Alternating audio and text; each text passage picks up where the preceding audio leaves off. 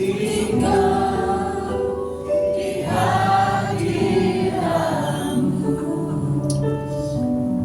kasih Bapak. Kami bersyukur pada hari ini kalau kami bisa berkumpul bersama saudara seiman di tempat ini, itu karena kemurahan Tuhan dan kasih Tuhan yang tak pernah terbatas. Ya Tuhan, kami bersyukur apa yang kami nikmati selama ini. Kalau kami bisa mendengar firman-Mu sebentar lagi, itu adalah berdasarkan otoritas Tuhan Yesus. Oleh sebab itu, izinkan kami untuk memahami dan mengenali-Mu Tuhan melalui firman-Mu. Biarlah firman-Mu membangkitkan semangat kami kembali. Biarlah firman-Mu menumbuhkan iman kami dalam Yesus Kristus. Yang lemah saat ini Engkau kuatkan, yang punya masalah Engkau bangkitkan Tuhan. Kami percaya bahwa Engkaulah jawaban doa. Oleh sebab itu pada hari ini, biarlah melalui momentum kenaikan Yesus Kristus, kami terus-menerus membawa terang bagi dunia ini. Bapa di sorga, hamba mohon kepadamu, izinkan kami untuk memahami kebenaran firman-Mu. Di dalam nama Tuhan Yesus kami berdoa dan mengucap syukur. Haleluya. Amin. Silakan duduk Bapak Ibu sekalian yang dikasihi oleh Tuhan.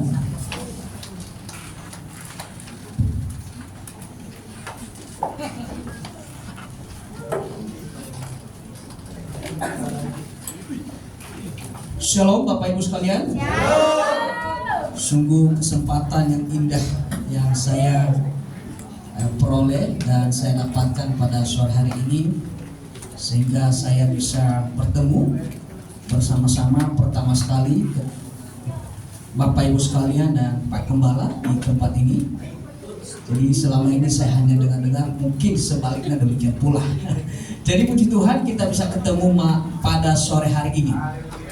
Baik Bapak sekalian, kebetulan ini kalau tidak begitu banyak bunga-bunganya, pas setengah jam tadi itu saya lagi edit, tiba-tiba laptop saya hang, langsung saya bergegas telepon adik kelas saya masih di Surabaya ini. Saya bilang tolong ini buat sama saya PowerPoint dalam waktu 30 menit.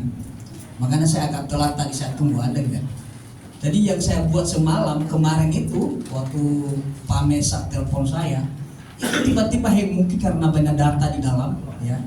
Karena kebetulan tadi pagi saya ngajar di Zoom, akhirnya mungkin banyak data, ya. Tadi saya lihat jam 12, saya lihat apa yang poin-poin yang saya sampaikan. Akhirnya untung masih lengket semua, akhirnya saya langsung ya buat ini. Haleluya. Puji Tuhan Bapak sekalian. Mari kita membuka Alkitab dalam Lukas pasal 24. Lukas 24 ayat 44. Lukas pasal 24. Kebetulan saya masih pakai TB lama ya.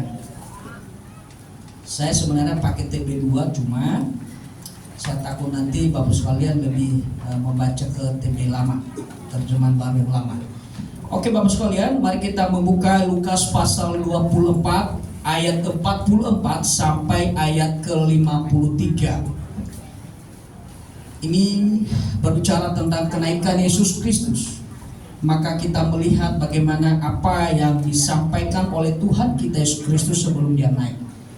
Ini adalah bagus untuk kita maupun untuk di hari-hari mendatang. Mari kita membuka di dalam Lukas pasal 24 ayat 44 sampai 53. Mari kita baca bersama-sama supaya roh kita menyala-nyala. Amin. Lukas 24 ayat 44 sampai ayat yang ke 53. 1, 2, 3. Ia berkata kepada mereka, inilah perkataanku yang telah kukatakan kepadamu ketika aku masih bersama-sama dengan kamu, yakni bahwa harus digenapi semua yang ada tertulis tentang aku dalam kitab Taurat Musa dan kitab Nabi-Nabi dan kitab Mazmur. Lalu yang membuka pikiran mereka sehingga mereka mengerti kitab suci. Katanya kepada mereka, ada tertulis demikian, Mesias harus menderita dan bangkit dari antara orang mati pada hari yang ketiga. Dan lagi dalam namanya berita tentang pertobatan dan pengampunan dosa harus disampaikan kepada segala bangsa mulai dari Yerusalem.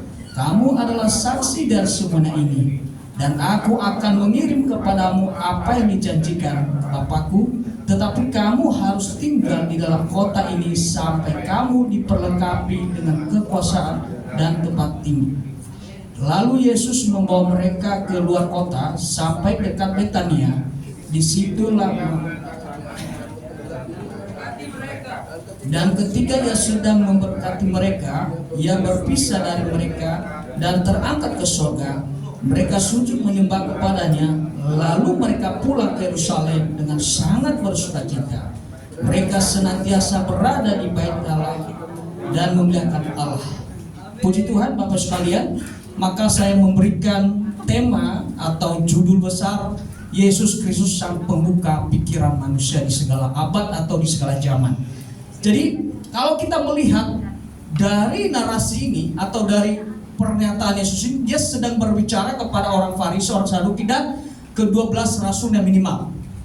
Jadi kalau kita melihat orang-orang Israel itu orang cerdas, betul? Itu orang berhikmat. Tidak ada manusia yang sehebat dengan bangsa Israel hari ini. Bahkan kita bisa pakai mic ini pun ideologi mereka. Kita pakai Facebook, kita pakai internet, itu semua adalah dari keturunan Israel. Memangnya ada di tanah lain? Nggak ada. Jadi Bapak sekalian, kita melihat bahwa Yesus membuka pikiran mereka. Pada waktu Yesus membuka pikiran mereka, lalu dia beritahu bahwa aku tertulis tentang aku di kitab. Ada 3. Kitab Musa, kitab Nabi-Nabi, dan kitab Mazmur. Itulah sebabnya kenapa kita hanya menerima itu. Kenapa kita tidak menerima kitab lain, walaupun ada kitab lain waktu itu. Kalau kita melihat bahwa pada zaman itu banyak sekali kitab-kitab yang menyerupai, bahkan yang mengklaim diri dari Allah. Tetapi Yesus hanya mengukuhkan 3 kitab itu, yaitu 39 kitab perjanjian lama. Bapak Ibu yang dikasihi oleh Tuhan, Yesus mengulang itu. Kalau kita melihat ayat 27-nya, dia mengulang lagi di ayat 44. Biasanya atau umumnya bahwa ketika firman Tuhan mengulang 2 kali itu kunci. Bapak sekalian, mari kita melihat subtema peristiwa kenaikan Yesus Kristus ke surga, menggenapi nubuatan para nabi dan pengharapan sejati bagi umat percaya di segala zaman. Jadi kita melihat tanpa kenaikan Yesus Kristus, maka Alkitab bukan kebenaran absolut. Tanpa kenaikan Yesus Kristus, maka Alkitab bukan kebenaran sejati. Yohanes 17 ayat 17 dikatakan, firman-Mu adalah kebenaran. Jadi firman itu adalah kebenaran. Hanya 2 kebenaran. Pertama firman Allah dan Yesus Kristus. Tidak ada kebenaran selain itu, Bapak sekalian. Jadi Bapak sekalian, bahwa next, mungkin kita melihat bahwa di dalam ayat itu dijelaskan di ayat 44 bahwa Yesus memberitahu dirinya siapakah. Kalau kita membaca ada 300 nubuatan tentang Yesus sebelum dia lahir. Bahkan kalau kita membaca Yohanes 3 ayat 13 dikatakan, aku datang dari sorga, engkau dari bumi. Jadi Bapak sekalian, kenaikan Yesus Kristus membawa dampak yang positif bagi kita semua. Jadi ada blog saya baca satu blog mengatakan bahwa mengapa orang Kristen begitu mereka merayakan kenaikan Yesus Kristus? Untuk apa? Bukankah hanya 2 ayat, menurut mereka hanya 2 ayat. Pertama Markus 16 ayat 19 katanya. Lalu Lukas ini, ya, Lukas 24 ini, mereka bilang, oh ini kan minor, ayat minor. Untuk apa orang Kristen memperingati dan mengingat tentang kenaikan Yesus Kristus? Saudaraku yang dikasihi oleh Tuhan, kalau kita membaca di dalam, Bapak sekalian, poin-poin selanjutnya. Oke. Tuhan naik ke surga di tempat kudus. Jadi nubuatan di dalam Alkitab itu sudah Allah nubuatkan tentang kenaikan Yesus Kristus. Kalau kita membaca dalam Mazmur 68 ayat 18 dan 19, dikutip oleh Rasul Paulus juga di dalam Efesus 4 ayat 8 sampai 10. Sungguh anehnya kalau misalnya orang Kristen tidak memperingati ini. Karena itu suatu berita Injil atau kabar baik yang kita sampaikan kepada dunia, bahwa Yesus pernah naik ke surga. Dan itu suatu harapan bagi kita orang percaya di masa-masa yang datang, bahwa orang percaya akan terangkat ke surga suatu hari nanti.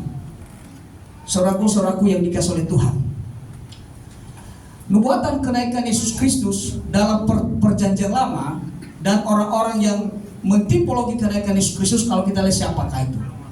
Ya. Pertama, Henokh. Henokh, siapakah Henokh? Henokh itu sama dengan kita. Sama dengan kita. Berbeda dengan Elia, dia seorang nabi. Ini gambaran orang Kristen yang biasa-biasa. Tapi orang Kristen atau Henokh ini adalah orang yang bergaul dengan Allah. Orang yang mengasihi Allah. Bayangkan dia bergaul dengan Tuhan selama 300 tahun. Umur kita berapa semua di sini? Ada yang umur sampai 100? Sudah bergaul dengan Tuhan? Sudah bersahabat dengan Tuhan? Berteman dengan Tuhan? Berkawan dengan Tuhan? Atau menyedihkan hati Tuhan? Pilih mana? Pilih yang mana? Berkawan dengan Tuhan atau berlawanan dengan Tuhan? Pilih mana? Banyak orang mencari yang berlawanan dengan Tuhan. Saudara-saudaraku yang dikasihi oleh Tuhan, terkadang kita manusia itu maunya yang enak saja. Dulu waktu saya sebelum jadi hamba Tuhan, saya suka khotbah itu 5 menit saja.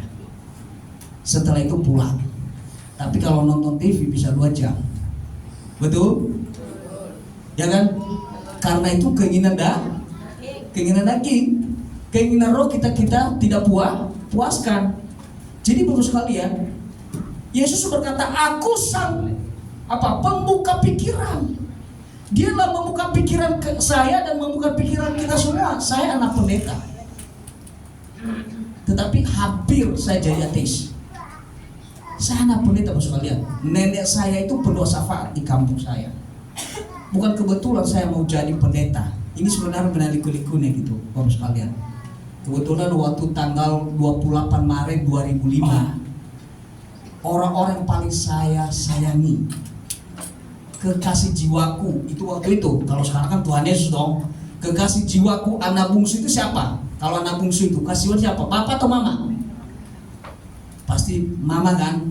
Kan yang paling dekat. Saya laki kan, dekat sama ibu. Pada waktu itu ibu saya meninggal karena gempa bumi di Pulau Nias, Bapak sekalian. Tetapi apa nasihat ibu saya? Ini sebenarnya pengaruh kepada anak-anak ke depan. Ini contoh ibu-ibu di sini, ya. Kenapa waktu itu saya ingat? Waktu itu saya kuliah semester 3, Bapak sekalian, di IKIP Mustoli. Itu dari Nias pasti tahu tuh ya. Pas waktu gempa bumi itu, saya ingat satu kata mama saya. Nak, papamu pendeta di kampung, nggak punya apa-apa. Hanya satu milik yang kamu punya, yaitu Kristus. Itu saja, nggak banyak omong dia. Pada waktu dia meninggal, saya nggak ingat apa pesan terakhir mama saya. Seringkali dia bilang begini, dalam pelayanan itu memang hari ini kita bisa direndahkan, tapi suatu saat nanti ada mahkota kemuliaan. Saya nggak ngerti waktu itu Bapak sekalian, apa itu mahkota kemuliaan. Pada waktu mama saya meninggal, dan saya lihat dia karena waktu itu antara kota dan kota, 3 hari baru sampai di kampung saya, sudah meninggal. Saya ingat kata-kata itu. Lalu pada waktu itu ada seorang hamba Tuhan dari Jember buat KKR, itu yang menggugah hati saya. Dia berkata bahwa semua manusia akan mati. Wah, dia goncang pikiran saya di situ. Semua manusia mati. Mungkin ada ibu yang kehilangan ibunya hari ini, mungkin ada apa-apa. Langsung saya pandang terus pendeta itu. Ini maksudnya apa? Dia ledek saya atau dia apa ini? Pada waktu itu dia bahas 3T. T terakhir itu mengguncang hidup saya. Apa yang dia bilang? Terakhir kata-katanya itu, kapan engkau menyerahkan diri? Pulau Nias akan tenggelam. Wah, waktu itu kapan ya? Di situ waktu itu saya langsung tersentak. Dan ketika ada altar call, siapa yang mau melayani Tuhan, saya maju. Padahal waktu saya kuliah waktu itu nggak karu-karuan hidup saya, walaupun saya anak pendeta. Dulu waktu semester 1, walaupun saya sudah kuliah, ini lebih baik saya main futsal daripada ke gereja. Saya menjadi batu sandung kalau anak pendeta. Bayangkan apa kata jemaat, benar nggak terus kalian? Papanya khotbah, tapi anaknya main futsal. Kira-kira gimana terus kalian? Jadi ketika Tuhan menangkap kita dan membuka pikiran kita, disitulah ada kuasa Tuhan. Amin. Pada waktu kita merasakan tidak ada jalan lagi, karena waktu itu pasti hidup saya hancur, karena orang-orang yang saya sayangi dipanggil Tuhan. Tetapi ada satu harapan, bahwa lewat itu Tuhan pakai. Bukan papa saya yang dipakai Tuhan waktu itu untuk membuat saya bisa menjadi hamba Tuhan. Orang lain dipakai. Jadi bos sekalian, dalam hal-hal hidup kita ini ada sesuatu yang mungkin Tuhan pakai orang lain untuk membuat hati kita terbuka. Tuhan pakai orang lain. Nah, hari ini bangsa Israel adalah bangsa yang tegar teguh. Bangsa Israel bangsa yang berhikmat. Bangsa Israel bangsa yang cerdas. Bangsa Israel bangsa yang pintar. Dan mereka juga adalah orang yang sangat menyesalkan hati Tuhan. Di antara kita Bapak sekalian, di antara kita hari ini, Bapak kita menjadi pengikut Kristus. Coba kita perhatikan ayat yang 44 ini. Ia berkata kepada mereka, inilah perkataanku yang telah kukatakan kepadamu ketika aku masih bersama-sama dengan kamu, yakni bahwa harus digenapi semua yang ada tertulis tentang aku dalam kitab Taurat Musa dan kitab Nabi-Nabi dan kitab Mazmur. Saudaraku, di dalam Taurat ada 3 hukum. Hukum seremonial, hukum sipil, dan hukum moral. Hukum seremonial, hukum sipil kita tidak lakukan lagi. Tetapi hukum moral terus menerus kita lakukan sampai ketemu Tuhan Yesus. Saya seringkali ketemu orang, Pak, semakin banyak orang Kristen tapi semakin tidak bermoral katanya. Bagaimana itu? Ya, semakin banyak orang Kristen semakin tidak bermoral.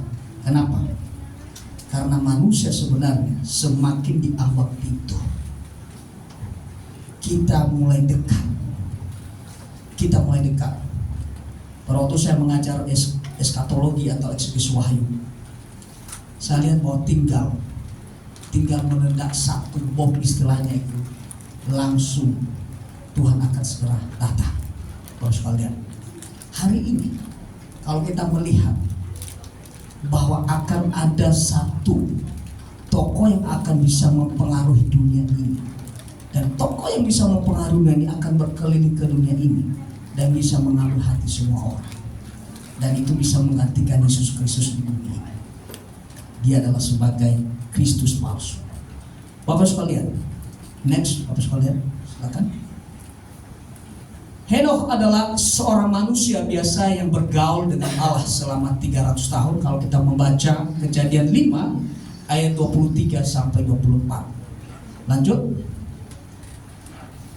Kedua, Elia adalah seorang nabi Allah yang diangkat Allah dengan kereta api dan salah satu nabi kuat dalam perjanjian lama.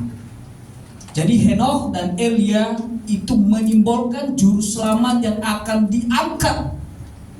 Ya. Jadi kalau Yesus tidak terangkat ke sorga, maka hanya 2 kemungkinan, kita atau Alkitab ini palsu. Tetapi karena Yesus menggenapkan itu, maka kita akui bahwa kebenaran hanya di dalam kitab suci kita. Amin. Next, Bapak sekalian. Yesus naik ke sorga untuk menyediakan tempat bagi orang percaya dan akan datang kembali. Pada waktu rasul-rasul dan murid-murid bersedih, mereka khawatir, mereka gundah gulana karena Yesus berkata, aku pergi Bagaimana kalau seseorang yang kita cintai, yang kita sayang, sahabat kita, teman dekat kita, dia berkata, aku pergi dan tidak akan kembali lagi. Itu dalam filosofi orang rasul-rasul. Makanya Yesus berkata bahwa jangan khawatir, jangan gelisah hatimu. Karena ada nanti Roh Kudus yang akan menggantikanmu, dia menjadi penolong dan penghibur. Kalau kita membaca di dalam Yohanes 14 ayat 26 itu, mungkinkah kita berpikir bagaimana para rasul waktu itu mengingat masa-masa bersama dengan Yesus? Bayangkan kalau Yesus terangkat pada tahun 30 Masehi. Lalu kitab ini baru ditulis selesai tahun 95-98 Masehi. Itu bukan hanya 5 tahun jaraknya. Tapi kenapa bisa para rasul bisa mengingat dan mereka menulis persis apa yang terjadi zaman Tuhan Yesus? Karena ada Roh Kudus sebagai pengingat dan sebagai penghibur. Itu yang dijanjikan Tuhan bagi kita hari ini. Ini sekarang zaman Roh Kudus. Amin. Jadi jangan kita mengucap Roh Kudus. Ada orang yang berkata bahwa itu bukan Roh Kudus, tapi pemimpin agama sebelah. Yang datang itu adalah Roh Kudus, bukan orang lain. Saudara-saudaraku yang dikasihi oleh Tuhan. Jadi terus dan kelima, orang percaya, orang kudus akan diangkat sebelum hari kesusahan besar itu. Jadi pengangkatan orang percaya itu akan terjadi kapan saja dan di mana saja. Ya. Jadi kapan terjadi itu? Bisa terjadi hari ini, bisa terjadi besok, bisa terjadi nanti malam. Makanya Bapak sekalian harus berhati-hati dan berjaga-jaga, berawas-awas bahwa seolah-olah Tuhan datang besok. Amin. Jadi jangan terlena. Jangan terlena. Kalau kita membaca ayat yang saya katakan itu, bahwa orang percaya tidak mengalami kesusahan. Kesusahan maksudnya apa? Tidak dimurkai Tuhan, yaitu di mana gempa bumi secara universal. Jadi diangkat dulu gereja diangkat, orang percaya diangkat dulu, baru terjadi, baru di dalam 2 Tesalonika 2, baru antikristus memunculkan dirinya.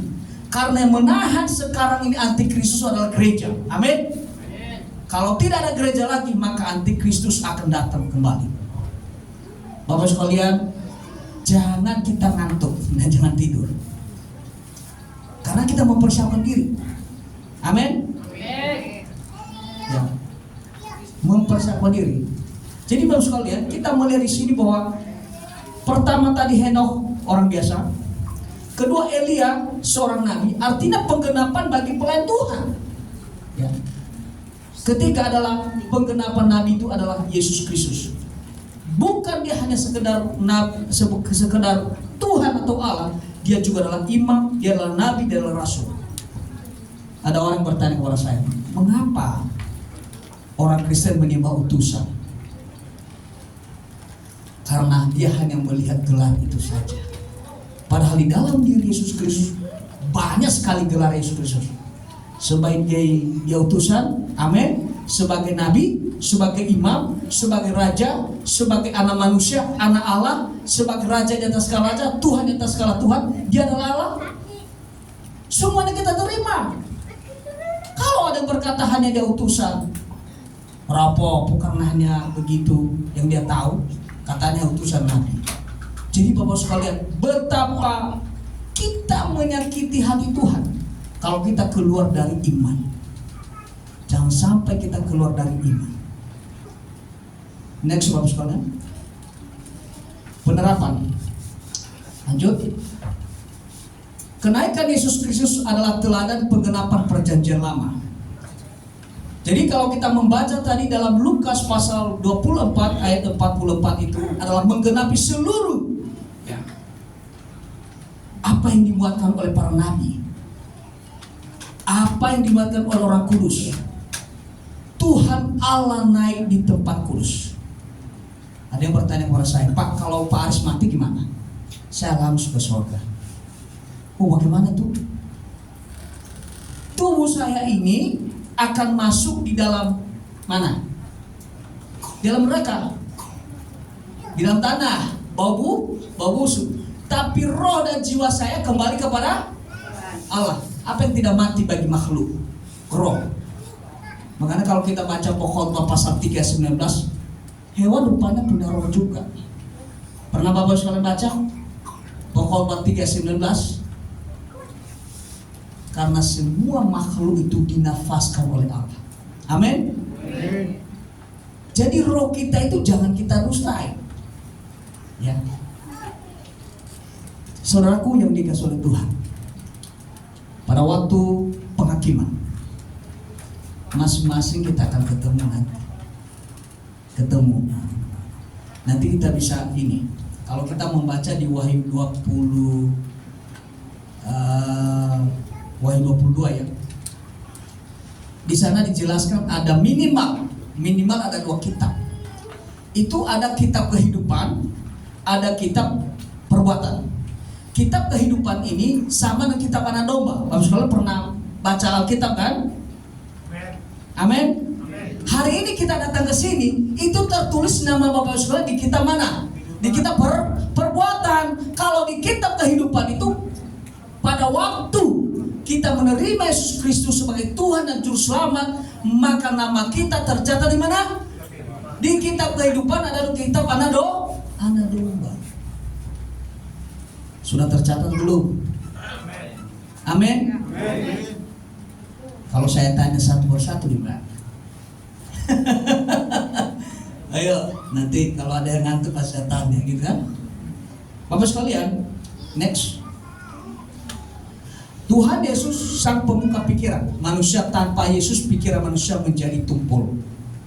Kenapa orang itu kalau kita beritakan Injil, susah sekali dia terima, susah sekali minta ampun. Kita sudah sampaikan ya, dari Jakarta sampai Surabaya, kok anyantumnya atol ini di pikirannya gitu. Ya, kenapa susah sekali? Apakah Tuhan ini nggak pakai saya? Apakah Tuhan ini membutakan hati orang? Tidak. Karena manusia itu punya free will, mau terima atau menolak. Saudaraku yang dikasihi oleh Tuhan, kita melihat di sini dan memperhatikan bahwa kehidupan manusia yang di luar Tuhan, sekalipun mereka baik, tetapi selalu jelek di mata Tuhan. Perbuatan baik kita tidak bisa membawa ke surga. Tetapi orang yang sudah di dalam Yesus Kristus harus berbuah baik. Kan begitu? Kan kalau kita membaca Yakobus 2 ayat 14 dan 17, iman tanpa perbuatan pada hakikatnya mati. Ayo, sudah ada mobil yang jemput itu. Tak usah dulu ya, saya mandi dulu ya. Padahal belum siap-siap. Oh jangan dulu. Biasanya kalau ke gereja itu banyak sekali penyakit sekalian. Benar kan? Kalau bukan hujan, sakit perut, sakit kepala, banyak sekali. Nama kita di mana? Dicatat di kitab perbuatan. Pada tanggal ini Ibu Ani, sorry kalau ada yang nama sama, Ibu Ani, dia beralasan sakit perut, padahal nggak sakit perut. Ya kan? Ayo Bapak sekalian, yang kita butuhkan dari manusia apa? Kesetiaan. Ya kan? Kita sudah rajin, terus rajin Bapak sekalian. Mau sapa Gembala hari Sabtu, besok kita kebaktian ya. Besok kita kebaktian. Oh sorry Pak Gembala, kenapa? Waduh, ini susah, ini begini, begono. Aduh, minta ampun. Biasanya pendeta itu, wah gimana? Apa yang saya lakukan ini? Pasti Tuhan berkata, nanti, santai aja. Jadi Bapak sekalian, kita kayak rayu-rayu loh, cuma itu biasa. Ayo datanglah. Dan sebalnya, biasanya begini Bapak sekalian. Oh tadi Pak Pendeta nggak salam gua, kok dia salam itu, saya nggak salam, gitu kan? Masalah ini bukan meningkatkan iman kita. Jadi makanya Tuhan berkata, hendalah engkau dewasa. Yesus sudah naik ke surga, tapi mungkinkah dia sedih kalau dia kembali? Makanya di dalam Lukas 18 ayat 8 dikatakan, jika anak manusia kelak datang kembali, masihkah yang mendapatkan iman di bumi? Rupanya pada waktu Yesus datang kembali, banyak orang yang mencengkelkan. Banyak orang yang palsu. Apa palsu? Ya pura-pura.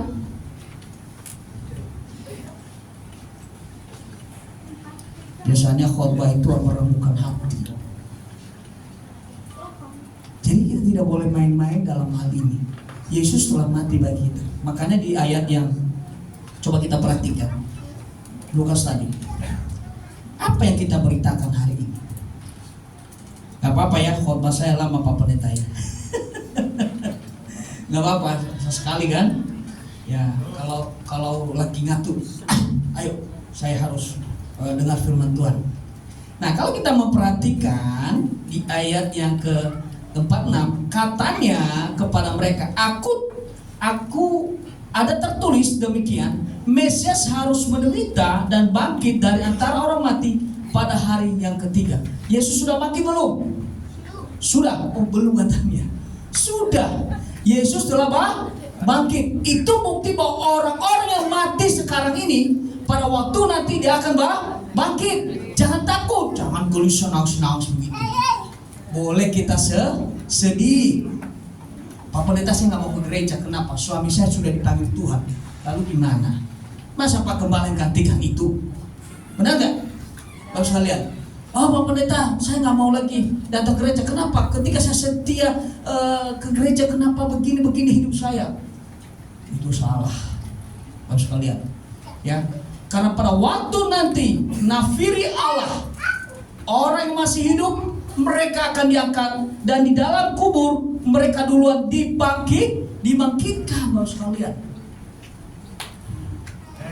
Karena kemarin Pak Mesa bilang harus diajarkan katanya mengenai kenaikan. Oke, ini bukan khotbah devosional. Jadi nggak banyak ketawanya ya, Bapak sekalian. Ini serius ini karena ini pengajaran, Bapak sekalian. Ya, amin. Nah, jadi pada waktu itu nanti semua orang yang ada di dalam Yesus akan bangkit dan menyatu dengan jiwa dan rohnya. Ada tubuh apa? Tubuh kemuliaan. Wah, jadi maksudnya ada tubuh kemuliaan.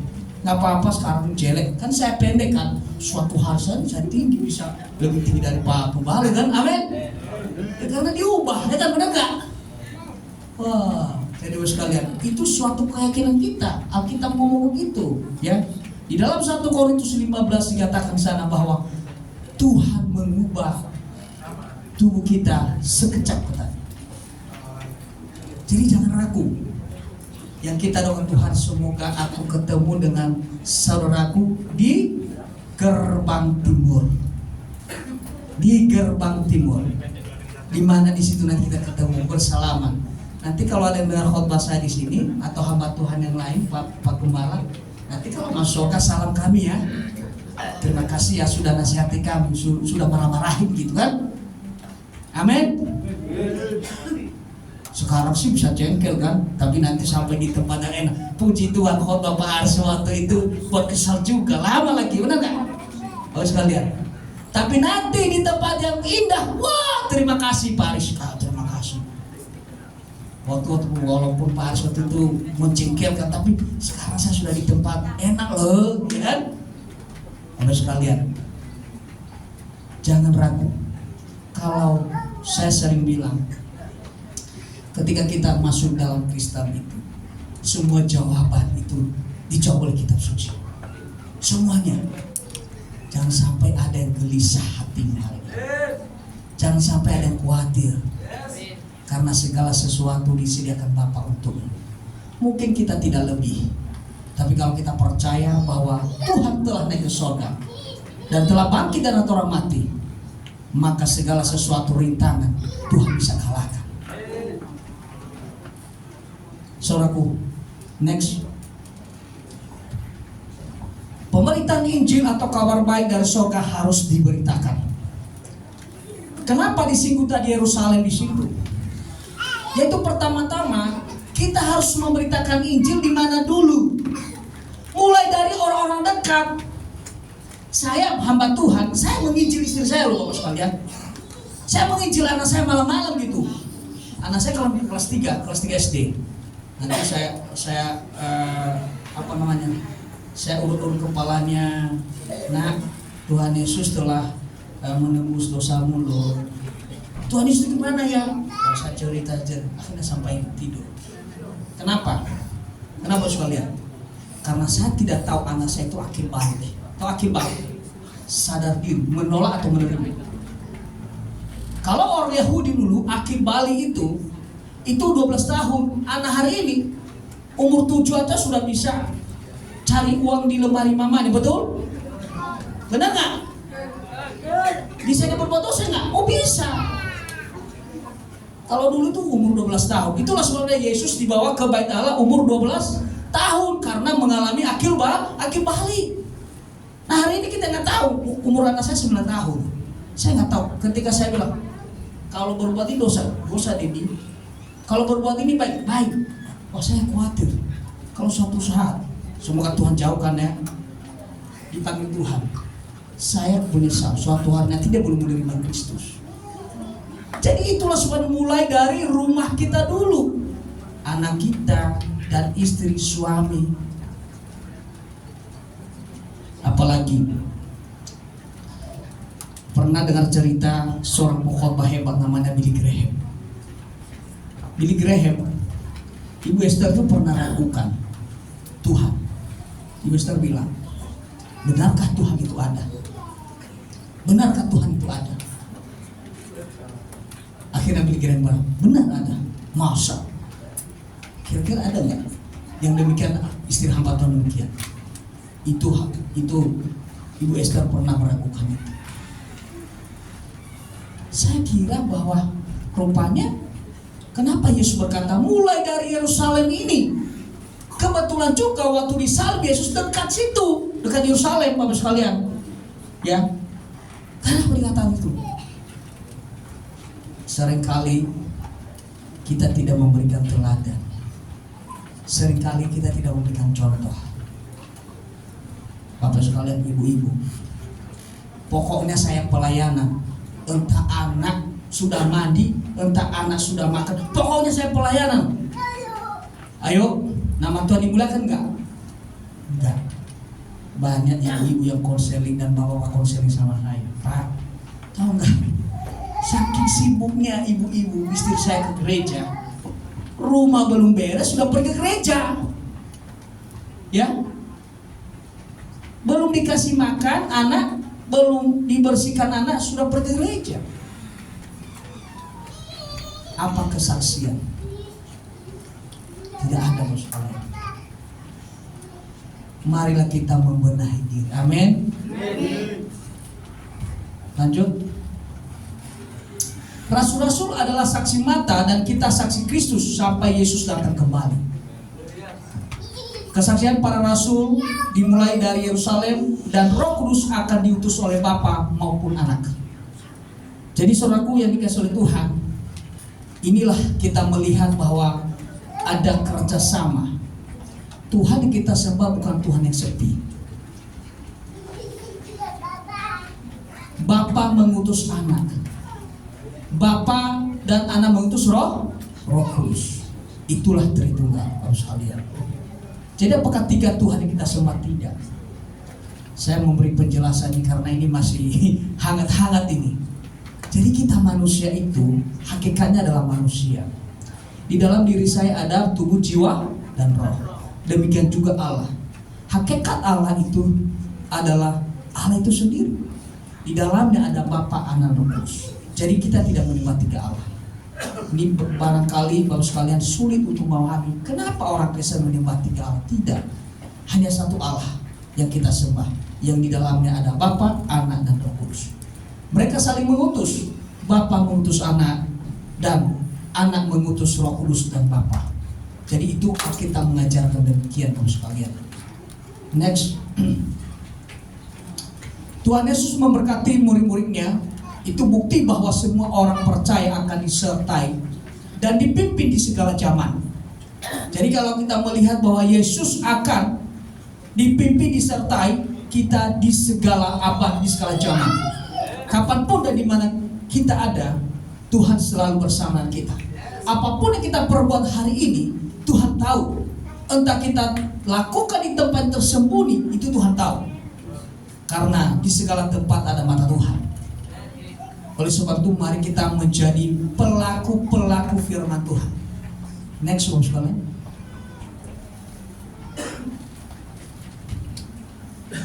Selesai. Oke, baik. Puji Tuhan. Mari kita melihat ada 5 poin yang saya sampaikan tadi. Semoga terekam dalam pikiran Bapak sekalian, bahwa tidak ada secara kebetulan bahwa kenaikan Yesus Kristus itu sebuah dongeng, bahwa kenaikan Yesus Kristus itu hanya sebagai bayangan saja, tetapi itu sudah terjadi. Nah, hari ini mari kita mempersiapkan diri. Tuhan Yesus telah mati. Loh, kok bisa Tuhan mati? Kok Tuhan mati? Di dalam 1 Korintus 11:26 bahwa ketika kita melakukan perjamuan kudus, memperingati akan kematian Tuhan sampai ya datang. Amin. Jadi yang tidak boleh mati itu ilahinya. Allah tidak boleh mati.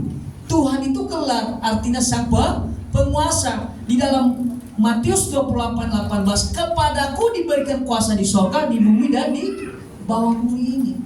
Di dalam Wahyu 1:18 bahwa Yesus pemegang kunci maut dan kerajaan maut. Dia yang melintasi alam semesta, sorga dan bumi, dan di bawah bumi. Neraka pun dia kuasai.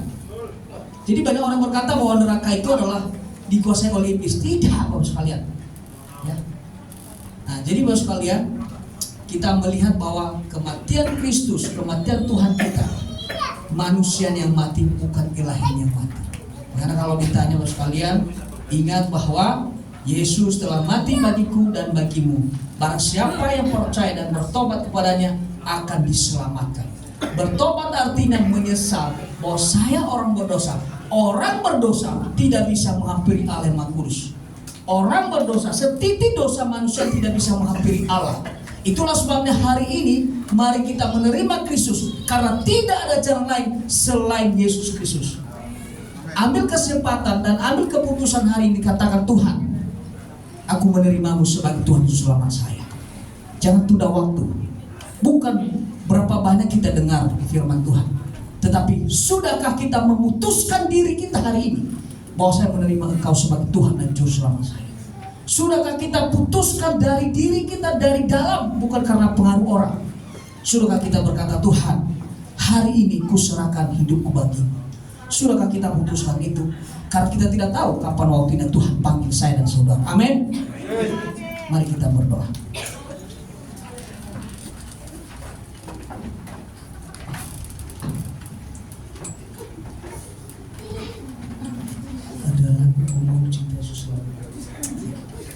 Mari kita menyanyikan lagu Aku Mau Cinta Yesus Selamanya.